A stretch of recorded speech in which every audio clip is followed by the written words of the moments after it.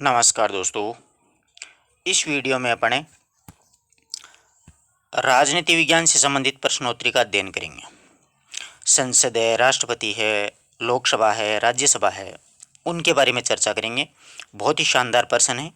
प्रत्येक प्रश्न के साथ आपको संपूर्ण व्याख्या सहित समझाया जाएगा। तो देखिए, आज का अपना टॉपिक राजनीति विज्ञान संसद है। अब देखिए, संसद, सबसे पहले तो यही बात आती है कि संसद किस अनुच्छेद में है। तो मित्रों ध्यान रखना, संसद है वो 79 अनुच्छेद में, कितने में, 79 में है। आधे से ज़्यादा विद्यार्थियों को 79, 89, 69 इनमें बड़ी समस्या रहती है, तो 79 बोलना ज़्यादा सही रहेगा। ठीक है। अब पहला प्रश्न देखिए, भारतीय संसद का निर्माण कितने अंगों से होता है।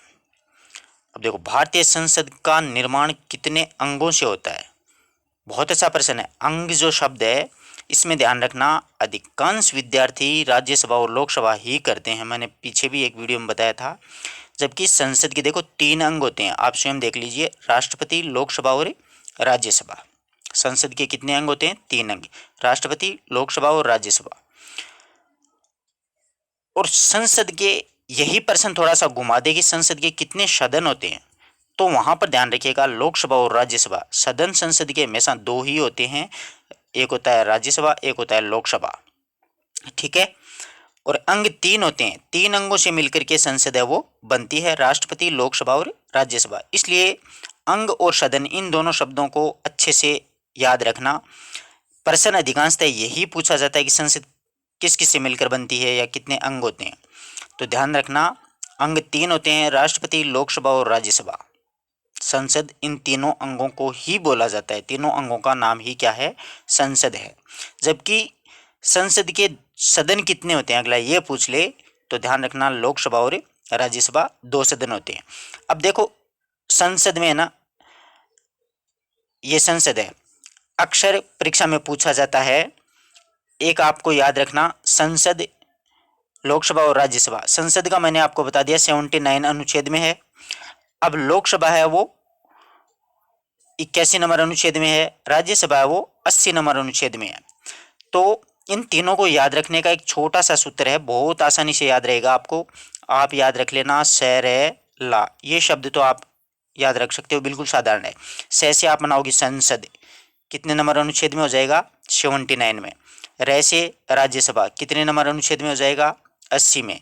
और ला से लोकसभा, कितने नंबर अनुच्छेद में हो जाएगा? 81 में। इसलिए 79, 80 और 81 लगातार तीनों आपको अच्छी तरीके से याद करने में सहायता मिलेगी, सरलता मिलेगी, याद हो जाएंगे। आशा करता हूँ ये बात आपको समझ में आ गई होगी। इससे सरल तरीका कोई भी नहीं है इन तीनों को एक साथ याद करने का।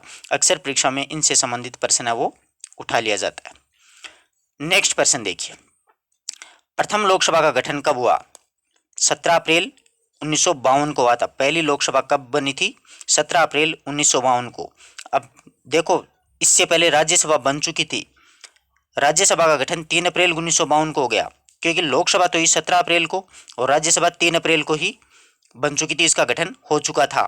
तो अगर परीक्षा में पूछ ले कि पहले गठन लोकसभा का हुआ या राज्यसभा का, अधिकांश विद्यार्थी लोकसभा ही करेंगे। जबकि पहले गठन किसका हुआ था? राज्यसभा का हुआ था 3 अप्रैल 1952 को।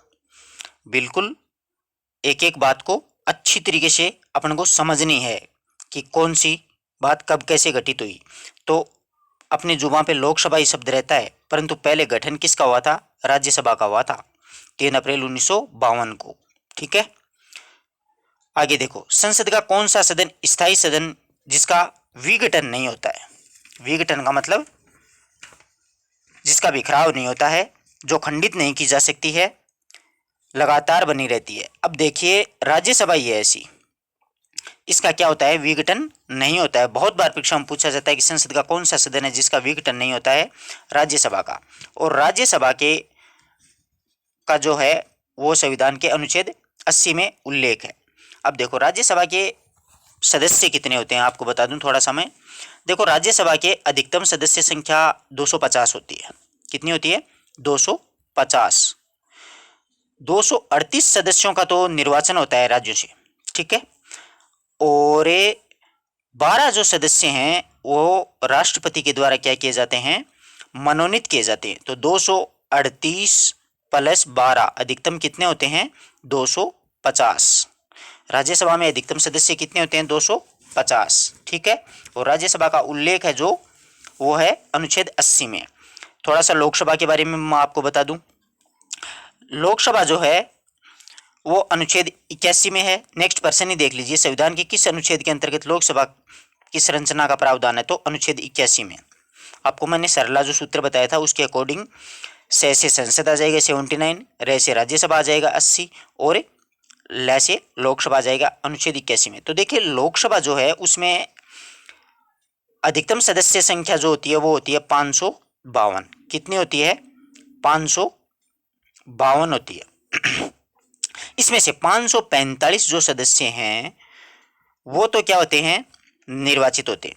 530 सदस्य और 13 केंद्र शासित प्रदेशों से 2 राष्ट्रपति के द्वारा मनोनीत किए जाते हैं। ध्यान रखना लोकसभा में भी 2 सदस्य हैं वो राष्ट्रपति मनोनीत करता है। पिछले वीडियो में अपन ने चर्चा की थी कि संसद में अधिकतम कितने सदस्य होते हैं मनोनीत? तो 14 से होते हैं, 12 तो होते हैं राज्यसभा के और 2 होते हैं लोकसभा के। इस प्रकार से 2 लोकसभा में भी राष्ट्रपति होता है वो मनोनीत करता है। अधिकतम संख्या होती है 552। वर्तमान में जो लोकसभा की सदस्य संख्या वो 545 है और लोकसभा का कार्यकाल 5 वर्ष का होता है। ध्यान रखना राज्यसभा का 6 वर्ष का होता है। ये प्रश्न भी बहुत बार पूछा जाता है, राज्यसभा कार्यकाल कितने वर्ष का होता है? तो 6 वर्ष का होता है। ठीक है, आगे देखिए। संसद के किसी भी सदन के सदस्यता की अयोग्यता के प्रश्नों का निर्णय कौन करता है? संसद के किसी भी सदन के सदस्यता की अयोग्यता के प्रश्नों का निर्णय कौन करता है? तो ये निर्णय निर्वाचन आयोग की सलाह पर राष्ट्रपति के द्वारा किया जाता है। ये अयोग्य है या योग्य है इस बात का निर्णय तो राष्ट्रपति करता है, परंतु उसको सलाह कौन देता है? निर्वाचन आयोग सलाह देता है कि ये व्यक्ति है वो संसद के लिए अयोग्य है या फिर संसद के लिए योग्य है। यह बात राष्ट्रपति के द्वारा की जाती है निर्वाचन आयोग की सलाह पर। अब देखो संसद के संयुक्त अधिवेशन को संबोधित कौन करता है? यह प्रश्न बड़ा क्रिटिकल है मित्रों। संसद के संयुक्त अधिवेशन को संबोधित अपन क्या करते हैं कि अपने दिमाग में रहता है कि संसद की कोई भी बैठक होती है तो लोकसभा अध्यक्ष ही करता होगा सब कुछ।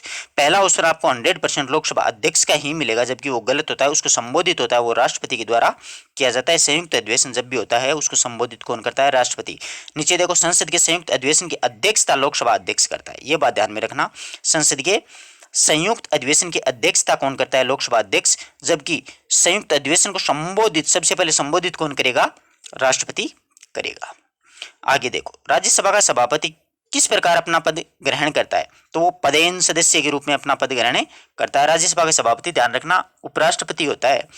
राज्यसभा का सभापति कौन होता है? उपराष्ट्रपति ही होता है। अगला देखो लोकसभा अध्यक्ष अपना त्यागपत्र किसको संबोधित करके देता है? यह प्रश्न भी बहुत ही मतलब क्रिटिकल है, हार्ड है। हार्ड इस प्रकार है अपन सब कुछ सोचते हैं कि राष्ट्रपति को देते होंगे त्यागपत्र, जबकि ऐसा नहीं होता है। ध्यान रखना लोकसभा अध्यक्ष अपना त्यागपत्र उपाध्यक्ष को देता है और उपाध्यक्ष अपना त्यागपत्र अध्यक्ष को देता है। देखो अध्यक्ष अपना त्यागपत्र उपाध्यक्ष को देगा, उपाध्यक्ष अपना त्यागपत्र अध्यक्ष को देगा। इसी प्रकार राष्ट्रपति अपना त्यागपत्र उपराष्ट्रपति को देगा, उपराष्ट्रपति अपना त्यागपत्र राष्ट्रपति को देगा। बहुत अच्छा प्रश्न है। आगे देखो राज्यसभा का स्पीकर अपना त्यागपत्र किसको देता है? अब यहां पर यह दे देता है कि राज्यसभा का अध्यक्ष अपना त्यागपत्र किसको देता है या राज्यसभा का पदेन जो होता है वो अपना त्यागपत्र किसको देता है, तो बिल्कुल अपने आराम से बात समझ में आ जाती कि राष्ट्रपति को देता है, क्योंकि स्पीकर होता कौन है? उनका सभापति ही होता है। राज्यसभा का सभापति ऊपर अपन ने पढ़ा था राष्ट्रपति होता है, ठीक है, तो उपराष्ट्रपति सॉरी राज्यसभा का सभापति कौन होता है? उपराष्ट्रपति होता है, वही उसका स्पीकर होता है। तो वो अपना त्यागपत्र किसको देगा? राष्ट्रपति को देगा।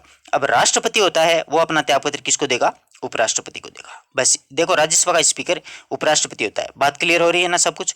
राज्यसभा का पदेन सभापति भी उपराष्ट्रपति होता है। तो उपराष्ट्रपति अपना त्यागपत्र राष्ट्रपति को देगा, राष्ट्रपति अपना उपराष्ट्रपति को देगा। इसी प्रकार लोकसभा अध्यक्ष अपना त्यागपत्र उपाध्यक्ष को देगा और उपाध्यक्ष अपना त्यागपत्र अध्यक्ष को देगा। ये ध्यान में रखना। यहाँ पर लोकसभा वाले में बड़ी कंफ्यूज रहती है। अधिकांश अपने दिमाग में यही रहता है कि लोकसभा अध्यक्ष को ही देते होंगे, परंतु बात ध्यान देने होगी कि उपराष्ट्रपति हमेशा राष्ट्रपति को, राष्ट्रपति उपराष्ट्रपति को, उपाध्यक्ष अध्यक्ष को, अध्यक्ष उपाध्यक्ष को, यह होता है। ठीक है। लोकसभा का अभिरक्षक कौन होता है? बहुत अच्छा प्रश्न है। लोकसभा का अभिरक्षक, लोकसभा की रक्षा करने वाला कौन होता है? लोकसभा अध्यक्ष होता है, जो लोकसभा की गरिमा महिमा बनाए रखता है। आशा करता हूं कि 10 प्रश्न आपको अच्छी तरीके से समझ में आए होंगे। अगर किसी प्रकार के प्रश्न में कोई डाउट हो तो आप जरूर कमेंट बॉक्स में लिखिएगा। ये प्रश्न बहुत ही शानदार प्रश्न है मित्रों, परीक्षा में बार बार ये प्रश्न पूछे जा रहे हैं, इसीलिए मैं आपको जोर देकर ये इसलिए कहता हूं कि ऐसे प्रश्नों का ध्यान रखें। परीक्षा में गलत होने के चांसेस बहुत रहते हैं ऐसे प्रश्नों के। ठीक है, मिलते हैं एक नए वीडियो नए टॉपिक के साथ, तब तक के लिए नमस्कार दोस्तों।